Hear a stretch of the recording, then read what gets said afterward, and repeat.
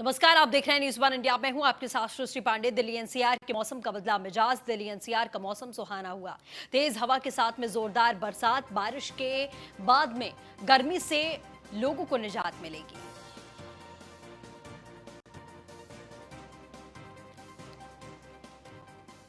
तो तस्वीरें भी हम आपको लगातार दिखा रहे हैं। तेज हवा के साथ में जोरदार बारिश हो रही है। बारिश के बाद में भीषण गर्मी से लोगों को कहीं ना कहीं निजात मिलेगी और राहत जरूर होगी। तो दिल्ली एनसीआर में तेज हवाओं के साथ में बरसात भी शुरू हो चुकी है। जोरदार बारिश आप तस्वीरों के जरिए देख सकते हैं। तो दिल्ली एनसीआर में कुछ दिनों से काफी गर्मी पड़ रही थी और उस गर्मी से कहीं ना कहीं अब राहत के आसार हैं।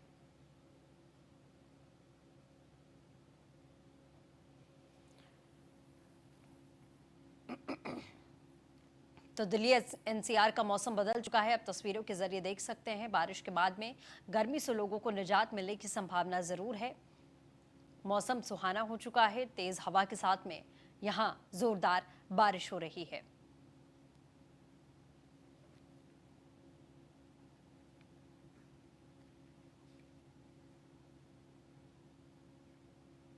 तो तस्वीरें भी हम आपको लगातार दिखा रहे हैं।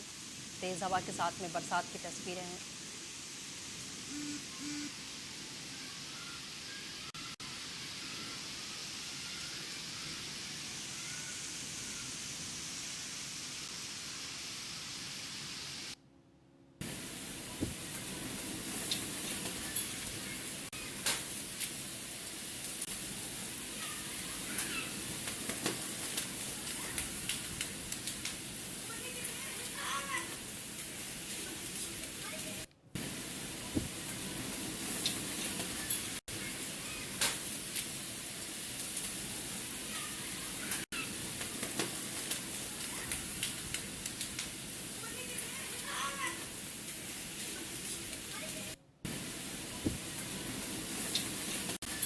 तो लगातार आपको ये तस्वीरें हम दिखा रहे हैं। दिल्ली एनसीआर में मौसम बदल चुका है और लोगों को गर्मी से निजात मिलने की संभावना है।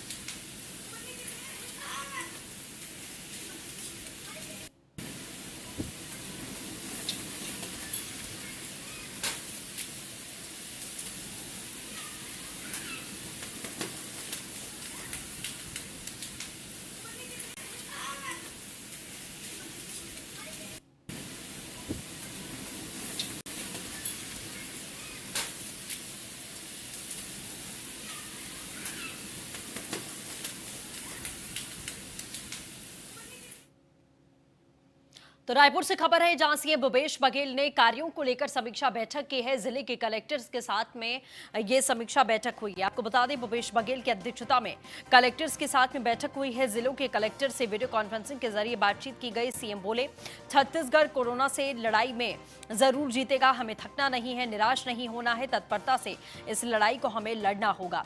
सीएम ने कहा, महामारी के दौरान सभी जिलों का कार्य प्रशंसनीय रहा। दुर्ग, रायपुर, बिलासपुर आईजी ने पैदल चलने वालों के लिए अच्छा कार्य किया है। राज्यों के लिए नामांकित नोडल अधिकारियों ने प्रशंसनीय कार्य किया है।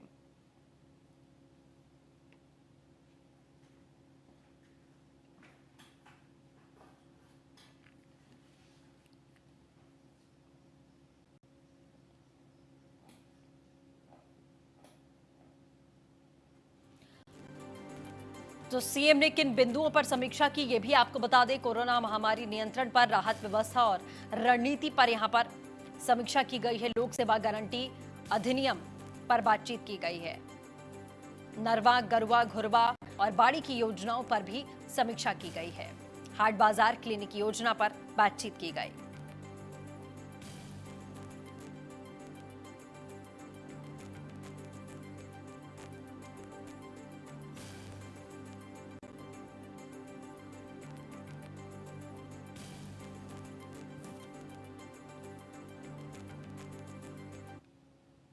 रायपुर राजधानी के उरला थाने के आपको बता दें, टीआई नितिन उपाध्याय ने जिस तरीके से सड़क पर चल रहे आम लोगों पर लाठियां बरसाई थी, और ये वीडियो वायरल हुआ था, तो लाठियां बरसाने के वीडियो के वायरल होने के बाद खुद मुख्यमंत्री ने ट्वीट करके टीआई की छुट्टी कर दी है और विभागीय जांच करने की बात कही है, जिसके बाद में इस घटना की पुनरावृत्ति ना हो इसीलिए डीजीपी डीएम अवस्थी ने प्रदेश के सभी आईजी और एसपी को निर्देश दिया कि कोई भी पुलिस कर्मचारी और अधिकारी किसी आमजन से दुर्व्यवहार करता है या मारपीट करता है तो उसे न सिर्फ तत्काल सस्पेंड किया जाए बल्कि एफआईआर दर्ज की जाए। डीजीपी सभी आईजी को एसपी को पत्र लिखा है। आईजी और एसपी को भी अधीनस्थ पुलिस कर्मचारियों पर कठोर नियंत्रण रखने के आदेश दिए गए हैं। आईजी और एसपी को अपने अधीनस्थ पुलिस कर्मचारियों पर कठोर नियंत्रण रखने का निर्देश है। डीएम अवस्थी ने पत्र के जरिए बयान दिया कि ऐसे घटनाओं और मारपीट करने वाले अधिकारियों की वजह से विषम परिस्थिति में काम कर रहे पुलिस कर्मचारियों की मेहनत बेकार हो जाती है और विभाग की भी बदनामी होती है।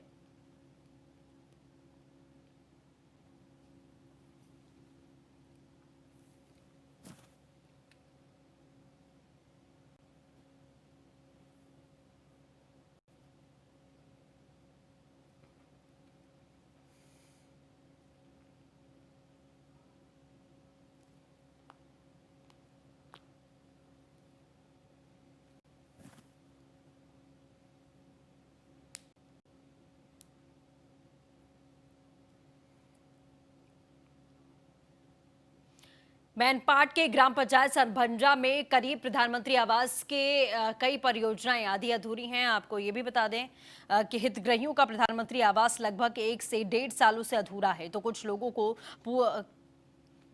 की पूरी हुई है लेकिन हितग्राही उस पर रहने को मजबूर हैं। हितग्राही का कहना है कि हम आराम से सो नहीं पाते हैं, कब हमारा आवास हमारे मौत का कारण बन जाए हमें नहीं पता। आवास तो बना दिए गए लेकिन इसमें इतनी दरारें हैं कि कब ढह जाए जिसका पता नहीं। जब तेज आंधी तूफान आता है तो उन्हें कहीं दूर जगहों में जाके रात गुजारनी पड़ती है। आपको बता दें कि हितग्राही ने खाते में पैसा तो आया लेकिन कहाँ गया ये नहीं पता चला। सबसे सोचने वाली बात यह है कि हितग्राही का आवास अधूरा है और उसे पूरा बताकर पूरा पैसा हजम कर लिया गया। आखिर इसका जिम्मेदार कौन है? जब इन सभी मामलों की जानकारी जनपद से पता चली तो मालूम चला कि हितग्राही का पैसा निकाल लिया गया। जब हम इस सब की जानकारी जनपद सीओ को अवगत कराया गया तो उनका कहना है कि मुझे आए हुए 3 से 4 दिन हुए हैं, इस मामले की जल्द ही जांच करके कड़ी कार्रवाई की जाएगी।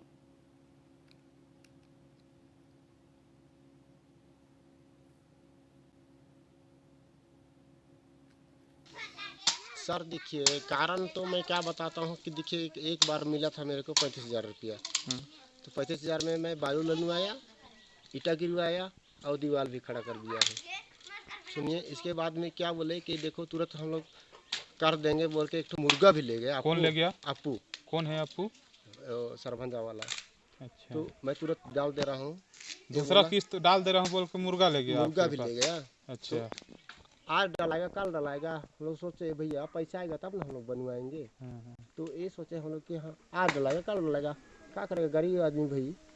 तो 35,000 में बालू लनवाया। जब जितना भी इधर हम लोग का सुविधा था उस कर दिए।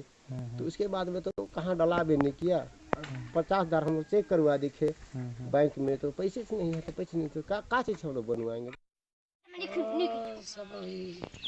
जो बोले आए थे 35,000 तो उसके निकालिए, उसका तो पूरा हो गया है। तो बाद में बोले आपको तो आपका पैसा तो पूरा खत्म हो गया ऐसे बोले, तो इसके बाद में जा भी नहीं किया हम, बस खत्म।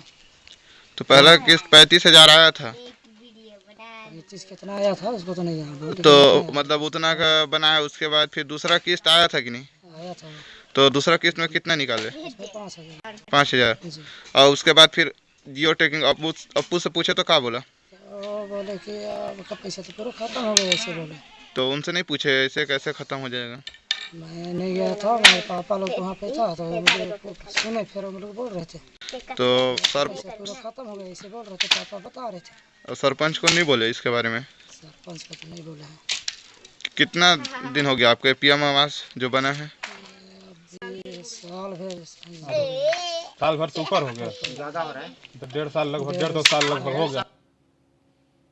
गरियाबंद देवभोग ब्लॉक के ग्राम पंचायत गुमडी कला के आश्रित गांव कराली बंदली में ग्रामीण पिछले कई दशकों से 1 किलोमीटर का सफर तय करके तालाब किनारे 5 से 6 फीट झरिया खोदकर घंटों इंतजार के बाद में बूंद बूंद भर पानी भर पाते हैं और तब जाकर उनकी प्यास बुझ पाती है। गांव के लोग कई दशकों से ऐसे ही तालाब किनारे गर्मी के दिनों में 5-6 फीट खोदकर अपनी प्यास बुझाने को मजबूर हैं।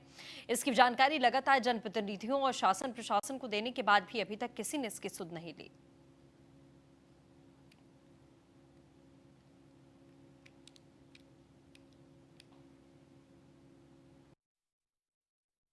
नलकुआं का पानी है, एक नलकुआं, उसमें बस हाथ गोड़ धोने के लिए हो रहा है, पानी खाना पकाने के लिए नहीं हो रहा है। इसीलिए हम तालाब में कुआं खोद के पानी खा रहे हैं। 250 या 300 मकान भी है, उसमें पानी के लिए बहुत दिक्कत है। पानी का नल भगवान के भरोसे ऐसे खराब पानी निकलता है, खाना बनाने के लिए नहीं होता है, पीने के लिए भी नहीं होता है। इसीलिए हम 1-1.5 किलोमीटर में कुआं खोदे हैं। करीब 10 फीट से भी पानी नहीं दे रहा है, कम दे रहा है।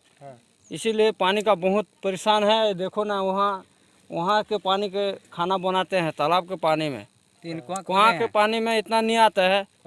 हाँ, कई बार दे चुके हैं, ग्राम सभा में भी क्या बोलते हैं, आएगा बोलते हैं सरपंच लोग भी।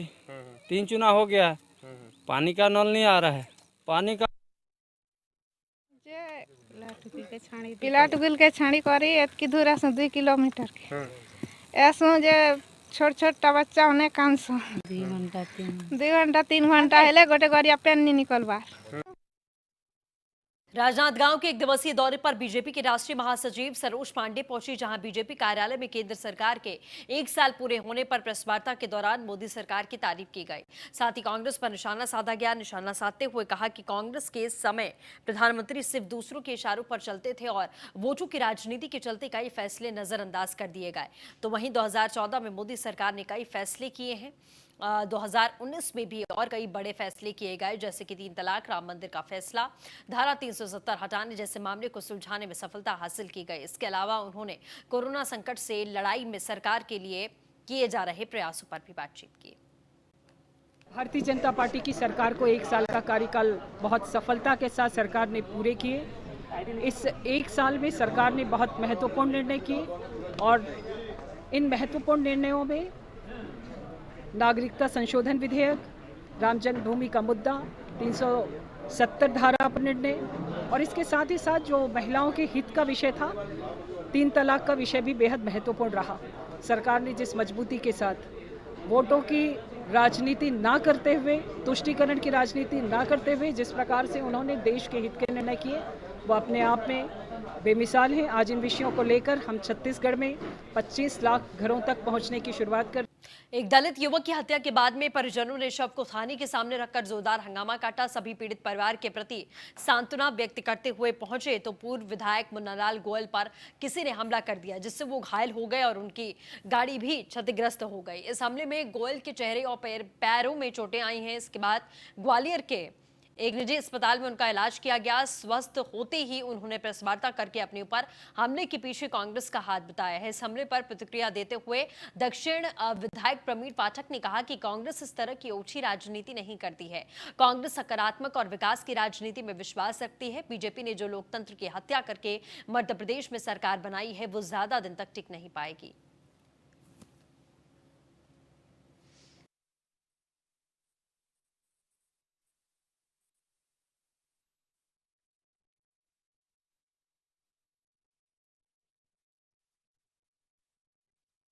पूर्व की जनता की आस्था पर, उनके विश्वास पर,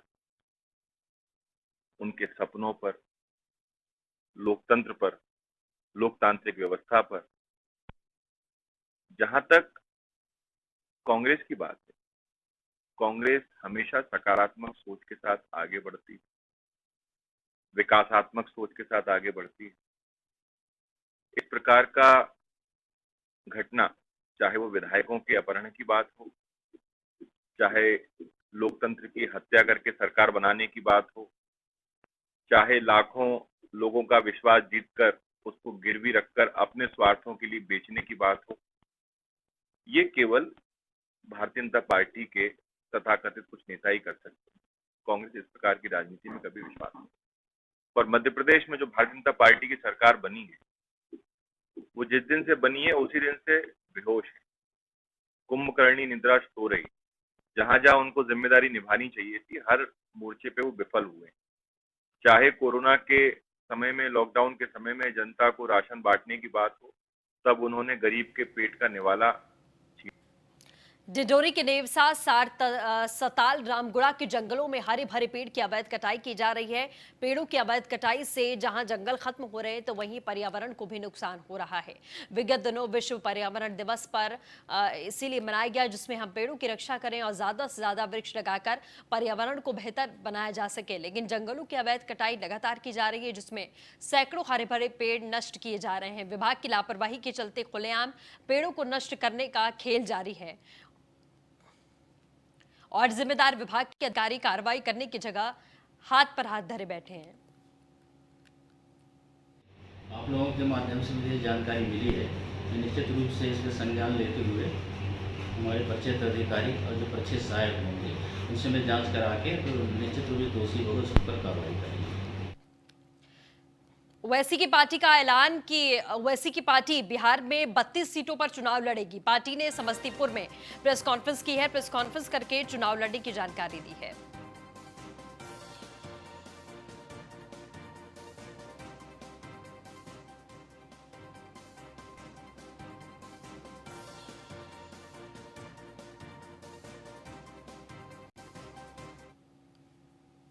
नीतीश कुमार अपने 15 साल का जवाब दें, लालू जी अपने 15 साल का जवाब दें और कांग्रेस ने आज़ादी के बाद सबसे लंबे समय तक 40 साल तक देश पर राज किया है और बिहार में राज किया है, वो अपने 40 साल का हिसाब दें। जो राज्य के 22 जिलों में के 32 विधानसभा क्षेत्र के लिए कटिहार में बलरामपुर और बड़ारी और कदवा, पूर्णिया में अमोर और बायसी, अररिया में जोकी, दरभंगा में चोटी, समस्तीपुर में समस्तीपुर, मधुबनी में बिस्फी, झंझारपुर, मुजफ्फरपुर में पौचाहा और साहेबगंज, वैशाली में महुआ, पश्चिम चंपारण में बेतिया, रामनगर।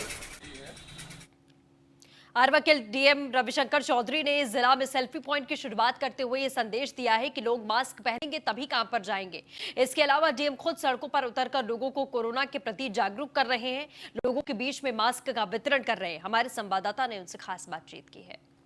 हम लोग अरवल में खड़े हैं, भगत सिंह चौक के पास खड़े हैं, जहाँ पर देख सकते हैं कि डीएम खुद से सड़क पर उतर आए हैं और लोगों के बीच में मास्क का वितरण कर रहे हैं। लोगों को जागरूक बनाया जा रहा है। डीएम के द्वारा खुद से मास्क वितरण किया जा रहा है।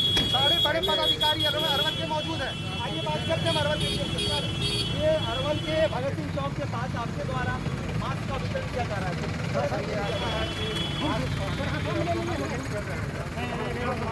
कोई बाहर नहीं निकले, हम लोग सबको समझा रहे हैं कि दुकान में आना है तो बिना मास्क के कोई नहीं जाए। दुकानदार भी बिना मास्क के कोई सामान नहीं बेचे, न बेचे न कोई खरीदे बिना मास्क। और सोशल डिस्टेंसिंग मेंटेन करें तभी हम कोरोना से बच सकते हैं। और अभी हम लोग को व्यापक रूप से प्रचार कर रहे हैं कि मास्क पहने, बिना मास्क के कोई सड़क पर नहीं निकले, तभी हम कोरोना से बच सकते हैं। जो लोग अभी भी सर मास्क नहीं पहन रहे हैं और नियमों की अनदेखी कर रहे हैं, उनके खिलाफ सर अरवल प्रशासन किस तरह का एक्शन ले रहा है? नहीं, हम लोग अभी तो समझा रहे हैं, अपील कर रहे हैं। मेरा अभी प्रचार प्रसार चल रहा है, लेकिन जब अगर कोई नहीं मानेंगे तो एक्शन भी चलेगा। एक्शन भी लिया जा रहा है। तो आज आप ये कार्यक्रम कब से शुरू किया गया सर? मास्क आपके द्वारा चल रहा है बहुत दिन से, पंचायतों में वितरण हो रहा है, सब जगह हो रहा है। और मास्क हम लोग अभी नगर पंचायत में भी बांटेंगे और सब जगह करेंगे। मास्क का व्यापक पैमाने पर वितरण किया जाएगा और लोगों से भी अपील है कि वो अपने भी मास्क खरीद करके पहने, क्योंकि कोरोना से बचना है तो मास्क पहनना। मास्क के अलावा और किस तरह से पहन के काम पे चलिए, मास्क पहनिए और काम पे चलिए। और डीएम खुद लोगों को जागरूक बना रहे हैं। कैमरामैन रवि रंजन कुमार के साथ उत्तर प्रदेश।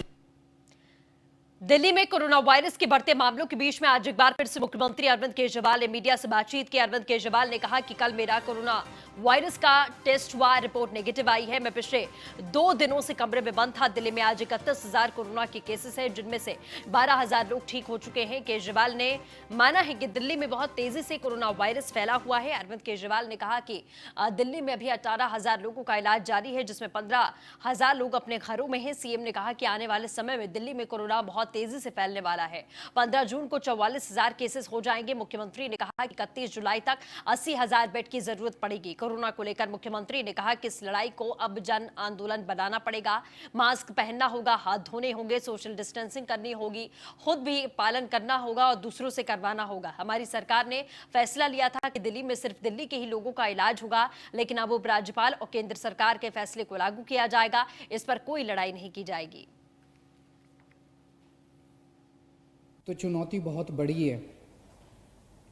इसमें सबसे पहले तो अपने को ये करना है कि अपने आप को, हमें सबको कोरोना से बचाना है। इसे अब जन आंदोलन बनाना है। 3 बातों को, हमें मास्क पहन के घर से निकलना है, हमें बार बार हाथ धोने हैं, सैनिटाइज करने हैं और सोशल डिस्टेंसिंग करनी है। अभी तक हम कहते थे कि हमें करना है, अब हमें ये भी करना है कि अगर कोई नहीं कर रहा तो उनसे हाथ जोड़ के विनती करनी है कि भाई साहब आप भी कर लीजिए। आपकी सेहत के लिए भी अच्छा है, दूसरों की सेहत के लिए भी अच्छा है। क्योंकि अगर कोई और नहीं कर रहा तो उसकी वजह से दूसरों को फैल सकता है, उसकी वजह से कोरोना दूसरों को हो सकता है। तो इसे अब जन आंदोलन अपने को बनाना है, सबको खुद भी करना है और दूसरों से भी करवाना है। जैसे ऑड इवन में हमने जन आंदोलन किया था ना, ऑड इवन में हम भी करते थे और अगर कोई फॉलो नहीं कर रहा तो गाड़ी रोक के शीशा नीचे करके उसको कहते थे कि भाई साहब घर चले जाओ, आपका व्हीकल आज ऑड है या इवन है, ये ठीक नहीं है। ऐसे इसको भी अपने आप को जन आंदोलन बनाना है। अपने को अपने स्वास्थ्य के लिए ये ज़रूरी है। जितना इसको फॉलो करेंगे उतना चांसेस कम हैं कि आपको कोरोना होगा।